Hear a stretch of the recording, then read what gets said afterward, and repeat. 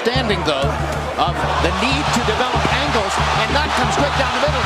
Although that left hand landed for Pacquiao and maybe Floyd Mayweather.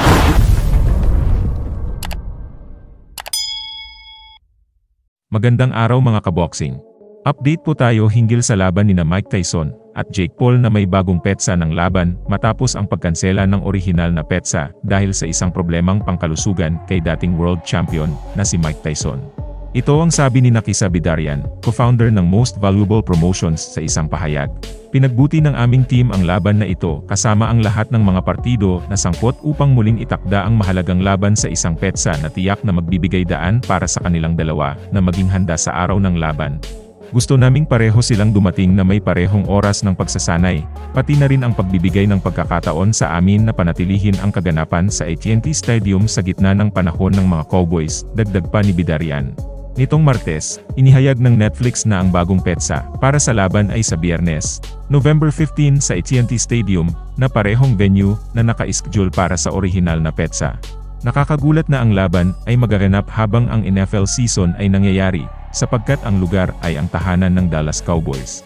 Isang detalye na nakakapansin na ang laban ay gaganapin sa Biyernes at hindi sa Sabado, kung saan karamihan ng malalaking laban ng boxing ay karaniwang nagaganap. Ngunit isa sa mga dahilan para sa petsang ito ay dahil ang Cowboys ay magkakaroon ng laro sa kanilang tahanan ng linggo na iyon, laban sa Houston, Texas sa isang laban ng Texan teams sa Lunes ng gabi, November 18.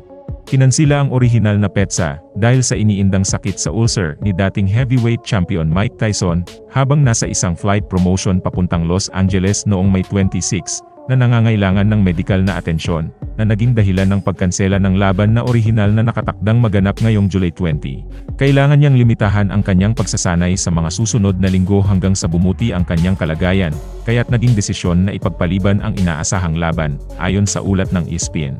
Sabi ni Tyson, "Bagamat kinailangan naming ipagpaliban ang laban, muli akong magbabalik sa pagsasanay sa lalong madaling panahon.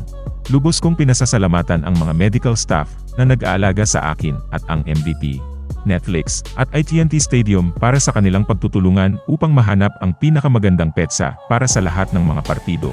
Si Iron Mike ay magdiriwang ng kanyang ika-58 na kaarawan sa June 30, samantalang si Jake Paul ay papasok sa ring na may 27 taong advantage. At ito ay unang laban ni Tyson bilang profesional sa loob ng 19 na taon.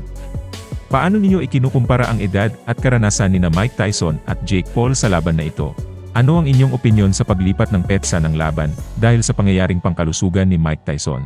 Naniniwala ba kayo na ito ay magiging positibong epekto sa kanilang paghahanda? I-comment na yan sa baba at babasahin natin. Makikita mo ang kakaibang galing sa Anta Shoes. Maging handa sa bawat hakbang sa tulong ng Anta Shoes. Tuklasin ang ultimate comfort at durability na hatid ng aming mga sapatos, perpekto para sa lahat ng iyong aktibidad. Bakit mo pipiliin ang Anta? Disenyong nagbibigay ng maximum na comfort para sa buong araw na suot. Matibay na materyales na kayang harapin ang anumang hamon. Moderno at makabago ang design na siguradong magpapatingkad sa iyong estilo. Sumali sa libu-libong nasisiyahan ng mga customer na natuklasan na ang kagandahan ng Anta Shoes. Bilhin na ang iyong pares ng Anta Shoes ngayon. Available ito sa iba't ibang sizes at kulay, kaya siguradong mayroong perfect pair para sa inyo. Kaya kung gusto nyong mag-invest sa quality running shoes, ay click nyo lang ang link na nakalagay sa description at sa pin comment para makabili sa Shopee. Maraming salamat sa inyong suporta. Anta Shoes, your perfect partner in every step. Pero bago yan, sana ay suportahan nyo ang ating munting channel sa pamamagitan ng pag-like, subscribe, at pindutin na rin ang notification bell para updated kayo pag may bago tayong upload na videos. Maraming salamat po.